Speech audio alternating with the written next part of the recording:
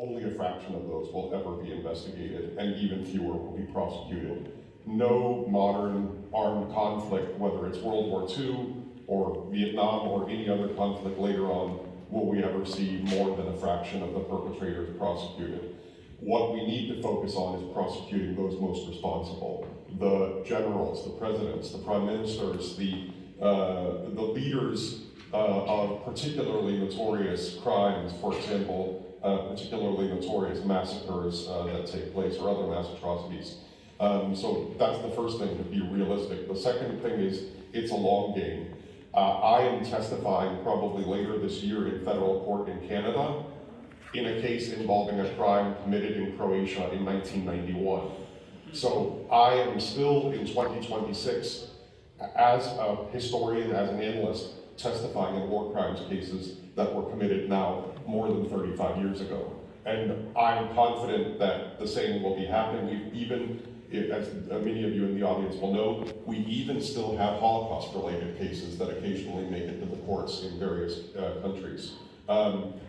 Thirdly, I think we need to be realistic about our capacity. I think it's great that Ukraine is much more capable than many previous states have been. The Ukrainians started almost from day one. In fact, they started, and when I say day one, I mean 2014.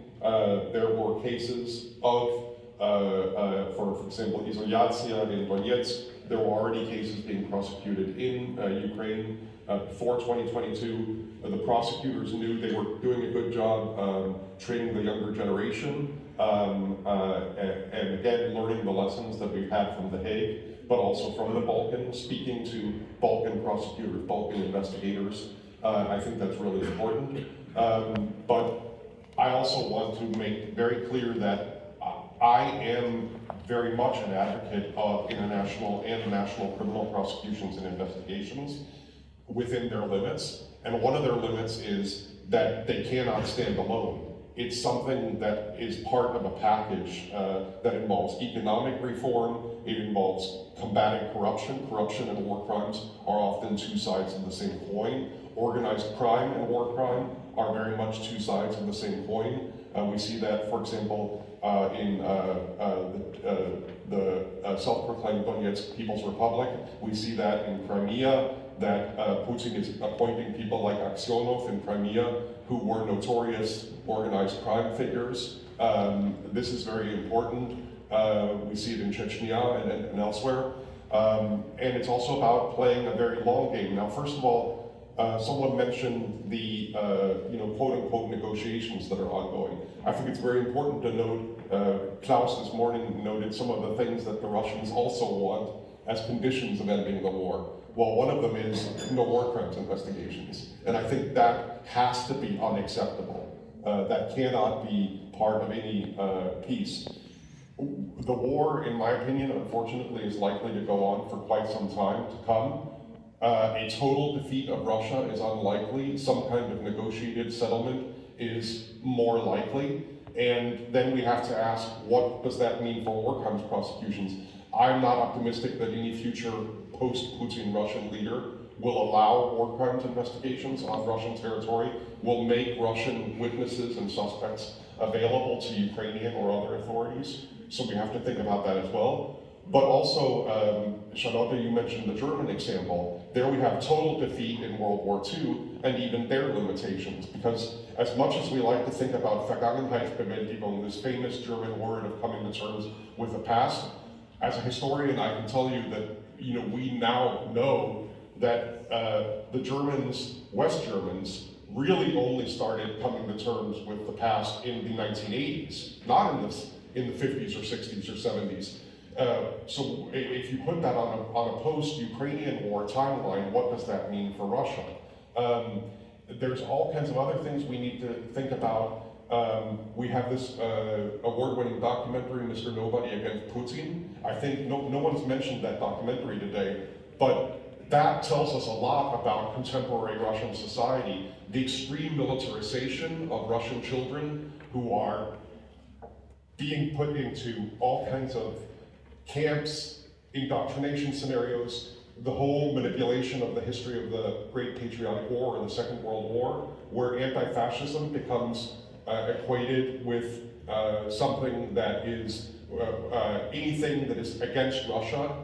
In other words, anything that is against Putin is defined as being anti-Russian or fascist, and we see how that's been manipulated within the context of Russian society. That kind of thing will take generations to get rid of. And war crimes, prosecutions, and investigations are very much a part of that. But we can see, just to finish on that question, in the Balkans, we can see that we have Croatia, which is an EU member today, and official Croatia is quite unrepentant with respect to the crimes that Croatia committed against Bosnia and Herzegovina, against Bosnian Muslims. Serbia is in full-scale denial about Srebrenica, what happened there, and other crimes. And yes, that has delayed Serbia's EU process, but there are many people in Denmark and elsewhere who say, oh, come on, it's the 90s, let's move on, right? There's other things we should focus on. But to me, one of the panelists earlier said, Putin is not what has caused Russia. Putin is a product of Russia, just like Trump is a product of a certain part of what America is. Well, Vučić and Milosevic were, to a great extent, products of what Serbia has been. And as a very last thing, there's also some interesting lines there, because Veljko Kadijević, the head of the Yugoslav General Staff, who tried to implement a Putin-type scenario of Yugoslavia in 1991, fled to Russia. He died in Moscow in exile there. And I can tell you that as someone who was actively involved in tracking war crime suspects, we know that people in the Serbian intelligence agencies who were helping people like Radovan Karadzic evade criminal justice, some of them later, I can tell you for a fact, became employees of Gazprom and other major Russian companies. So there's a lot of connections there, a lot to unwind, but we need to be dedicated, we need to be focused, but we also need to be very realistic that this is a multi-generational process.